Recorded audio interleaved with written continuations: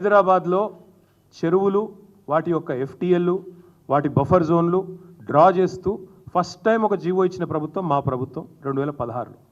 అంటే అదివరకు 1956 నుంచి 2016 వరకు అంటే సరిగ్గా 60 ఏళ్ళు ఒక్కరంటే ఒక్క ప్రభుత్వం కాంగ్రెస్ ఉన్నా మిగతా ప్రభుత్వాలు ఉన్నా కనీసం వాటి బౌండరీస్ కూడా డ్రా చేసే ప్రయత్నం చేయలేదు. ఎట్లా వస్తే అట్లా పట్టాలు ఇచ్చారు, రిజిస్ట్రేషన్లు చేశారు, ఎఫ్టీఎల్ చూడలేదు, బఫర్ చూడలేదు, ఏది చూడలేదు, కట్టిపారేసినారు, ఇచ్చి పారేసినారు.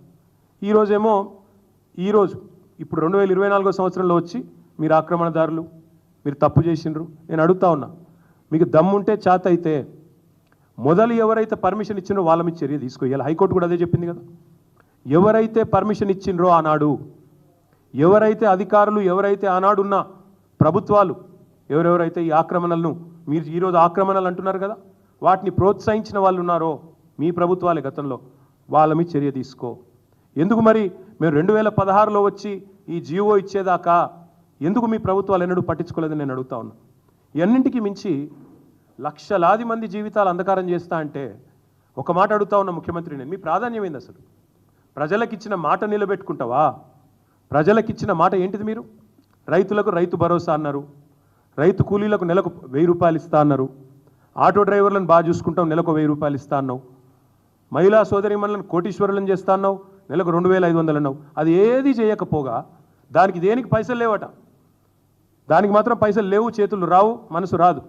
కానీ 1,50,000 కోట్లు ఒక మూసీ ప్రాజెక్టు. నేను ఒకటి అడుగుతా ఉన్నా, మూసీ ప్రాజెక్టు విషయంలో ముఖ్యమంత్రి గారు చెప్పాలా. మేము కూడా మొత్తం దేశంలో ఉండే అన్ని వివరాలు తెప్పించినాం. ఇగో ఇది నమామి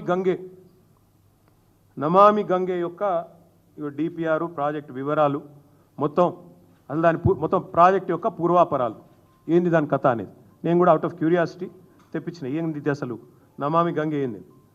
2400 కిలోమీటర్ల గంగా నది ప్రక్షాళన కోసం కేంద్ర ప్రభుత్వం స్టార్ట్ చేసింది ఈ కార్యక్రమం నమామి గంగే. 2400 కిలోమీటర్లు మొత్తం కలిసి దానికి పెట్టిన బడ్జెట్ ఎంతో తెలుసా? 40,000 కోట్లు.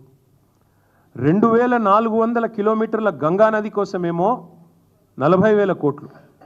కానీ 55 కిలోమీటర్లలో జరిగే మూసీ సుందరీకరణ కోసం మాత్రం ఈ ముఖ్యమంత్రి గారు చెప్తారు 1,50,000 కోట్లు ఖర్చు అవుతుందంట. దీన్ని స్కామ్ అనక ఏమనాలి మరి మేము? దీని వెనకాల ఉన్న మతలబేంది చెప్పాలి కదా. ఇంకొక మాట కూడా రేవంత్ రెడ్డి గారు చెప్పాలి. అనుమతులు ఇచ్చిన ఇండ్లను కూల్చడం అంటే ఇది ప్రభుత్వానికి తన వ్యవస్థ మీద, తన యంత్రాంగం మీద, తన పరిపాలన మీద తనకే పట్టులేని తనానికి నిదర్శనం కాదని నేను అడుగుతా ఉన్నా. ఇంకొక మాట కూడా నేను రేవంత్ రెడ్డి గారిని అడుగుతా ఉన్నా. కూల్చాల్సి వస్తే, and I'm saying this as a minister who worked in municipal department for 8 years, 8 ఏళ్ళు మున్సిపల్ మినిస్టర్గా నేను పనిచేస్తున్నాను. కూల్చాల్సి వస్తే మొదట కూల్చాల్సింది నాలాల మీద ఉన్న వాటిని కూల్చాలంటున్నారు కదా. ఫస్ట్ కూల్చాల్సింది హైడ్రా కమిషనర్ ఆఫీసు. బుద్ధ భవన్ ఏదైతే ఎక్కడైతే హైడ్రా కమిషనర్ కూర్చున్నాడో అదే ఎఫ్టీఎల్ మీద ఉంది. అసలు ఎఫ్టీఎల్ అంటారు సార్, నాలా మీద ఉంది. హుసేన్ సాగర్ పక్కనే ఉండే నాలా మీద బుద్ధ భవన్, దానిలోనే ఎలక్షన్ కమిషనర్ ఉంటాడు, యువతల దిక్కొస్తే హైడ్రా కమిషనర్ ఉంటాడు, అలానే విమెన్స్ కమిషన్ ఉంది. ఫస్ట్ ఆ బిల్డింగ్ కొట్టాలి మీరు నిజంగానే కూల్చాల్సి వస్తే. రెండోది ఏం కొట్టాలి తెలుసా మీరు? ఏ జిహెచ్ఎంసీ అయితే పర్మిషన్లు ఇస్తుందో ఆ జిహెచ్ఎంసీ బిల్డింగ్ను రెండోది కొట్టాలి. ఎందుకంటే జిహెచ్ఎంసీ బిల్డింగ్ కూడా నాలా మీదే ఉంది. మరి నువ్వు ఇతరులకు శుద్ధులు చెప్పే ముందు నీ కాడికెళ్ళి మొదలు పెట్టాలి కదా. చారిటీ బిగిన్స్ ఎట్ హోమ్ కదా, అది చేయరట. నాకు తెలిసి మరి ముఖ్యమంత్రి గారికి నా అవకాశం ఇస్తే మనం కొత్తగా కట్టుకున్న డాక్టర్ బాబాసాహెబ్ అంబేద్కర్ సెక్రటేరియట్, ఎందుకంటే ఆయన ఒక లక్ష్యం పెట్టుకున్నాడు, కేసీఆర్ ఆనవాళ్ళు లేకుండా చేయాలి. మరి సెక్రటేరియట్ని చూడగానే అందరు కేసీఆరే గుర్తొస్తాడు. మొన్న గణపతి బప్ప మోరియా అనుకుంటే వెయిన్రాడికి వెళ్ళి ఆడ రాగానే కేసీఆర్ యాదకొచ్చింది. కేసీఆర్ పాటలు పెట్టగానే ముఖ్యమంత్రికి ఇరిటేషన్ వస్తున్నది. మరి ఆయనతో సంధిస్తే అది కూడా ఎఫ్టీఎల్ అని ఆయన సెక్రటేరియట్ని కూడా గొలగొడతాడమని నా డౌట్. నేను అడుగుతా ఉన్నా ముఖ్యమంత్రిని, ఇట్లా మూసీ బాధితులు ఆక్రందనలు చేస్తుంటే, మూసీ బాధితులు ఇబ్బంది పడుతుంటే నిన్న మొన్నటిదాకా డైలాగులు కొట్టిన మీ అధినాయకులు ఎక్కడ? మీ రాహుల్ గాంధీ ఏడి? మీ ప్రియాంక గాంధీ ఏడి? ఇదివరకు వచ్చి ఓట్లు అడుక్కున్నప్పుడేమో ఇక్కడికి వచ్చి అశోక్ నగర్లో ఛాయ్ తాగుతూ, షాదాబ్ హోటల్లో బిర్యానీ తింటూ, యాక్టింగ్లు చేస్తూ బ్రహ్మాండమైన అద్భుతమైన నటనా కౌశలాన్ని ప్రదర్శించి ఓట్లు దండుకున్నారు కదా. మరి ఈరోజు ఆక్రందనలు నిలబడతలేవా అని నేను అడుగుతా ఉన్న కాంగ్రెస్ పెద్దలకు.